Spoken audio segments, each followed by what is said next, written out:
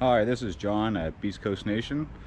So this is a YouTube channel we just started here locally with a few different guys, just to show a few cars, what we have, what we do to them, and how we make them into what they are. In this video, so far, it's going to be featuring these two cars, which is we both bought recently. One's my girlfriend's, one's mine. One is a Shelby Cobra GT500, and the other one is a Fox Body Mustang 1990 with 5-liter in it. And anyways, here's the cars.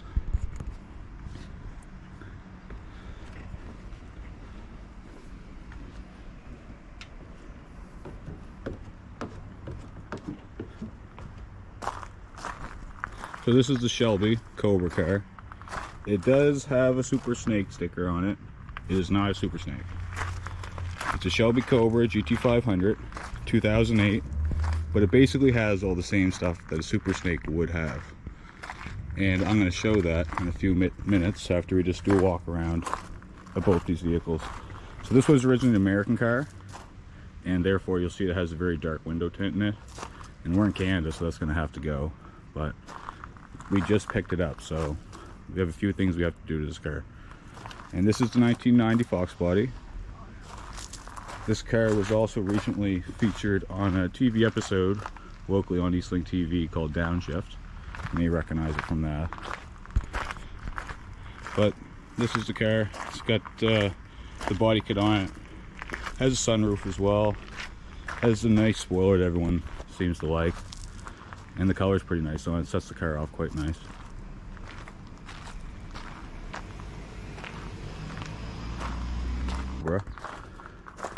This has the same supercharger as a Super Snake would have, the Kenny Bell Mammoth.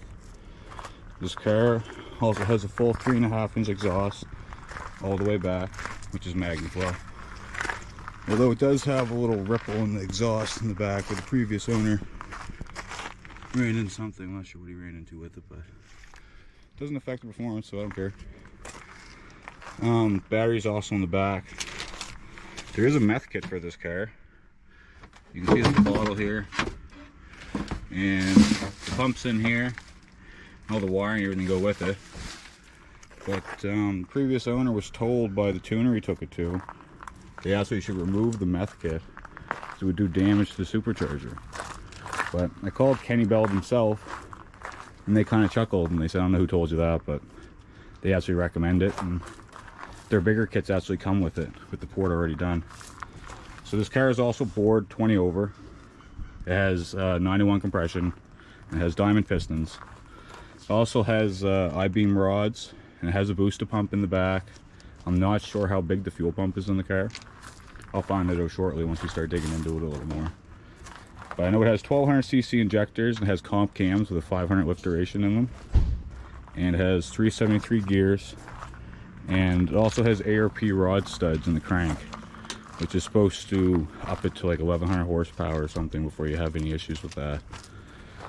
But that's pretty much everything about the motor in this car.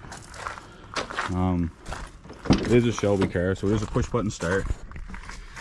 So they have the push button in the center. It also has the Shelby gauges in it, and there's a boost gauge, fuel gauge, oil pressure gauge, and there's also an air to fuel ratio meter over here. And here's where the light is that comes on for the meth kit. And I think that comes on at about 3,000 RPMs is what it's programmed for. This car also has line lock, which is right here. You can engage it, pump the brakes a couple times, and then it's just the brakes on the front. It takes the pressure off the back so you can do a burnout without killing your brakes. This car also has DOT approved slicks on it. Right now it's got a set of Mickey Thompson, and they are 305 35 20s, but they are starting to get cracked a little bit, and you can see in a few places, especially in the treads here. So those are going to be burnt off real quick, and we're going to see what we can find, because I priced those and they're like $800 Canadian a piece now, plus shipping and then installation. This car was hitting the rear really hard, and I'm not sure what side it was, but I'm assuming it was this side, because you can see there's a gap here and I can barely get my fingers in it. right here. And on the other side of the car, I can easily put my whole hand through here. And the body looks straight on both sides of the car.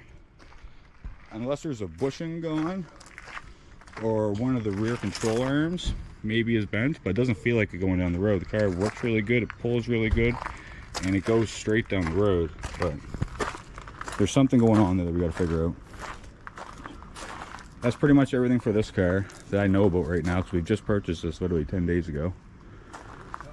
And then there's the 91 Fox body, or sorry, 1990 Fox body.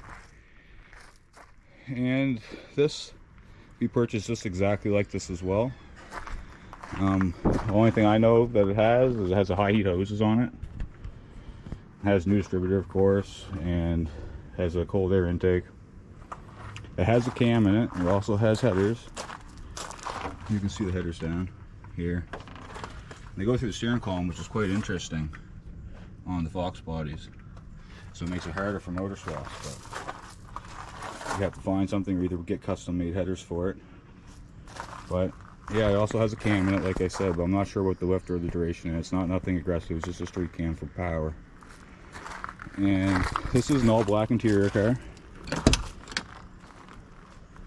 which is quite rare for the Fox bodies. The dash, the seats, everything's black. The roof,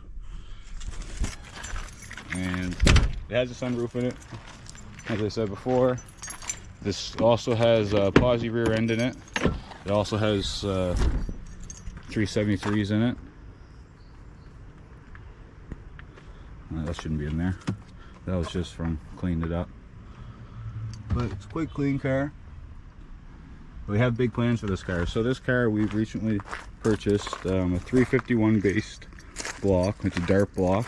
So it's based off the Windsor motor, but it's a drag block, and it's been bored to 422 stroker.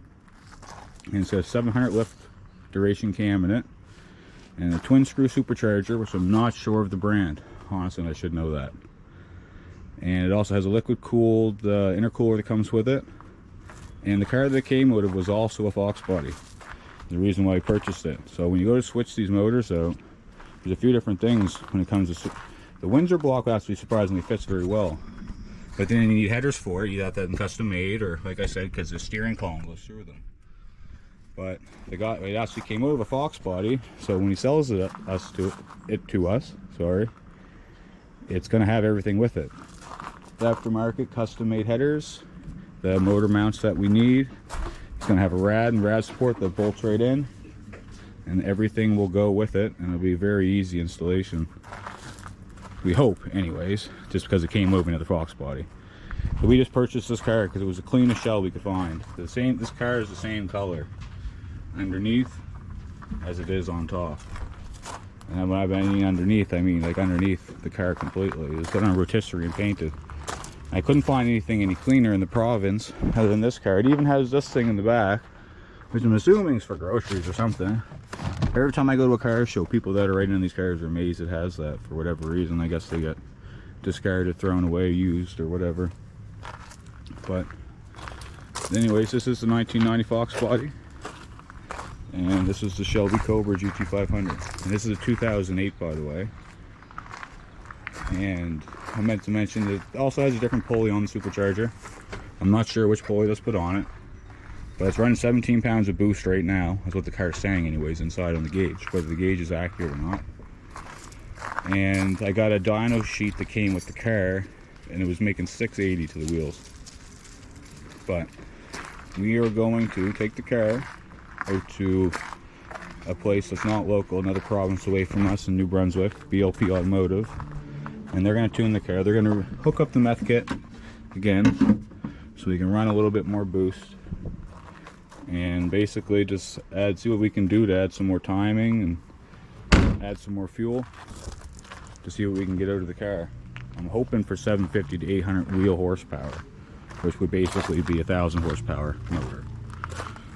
But you lose a little bit through the drivetrain by the time it makes it to the wheels, of course.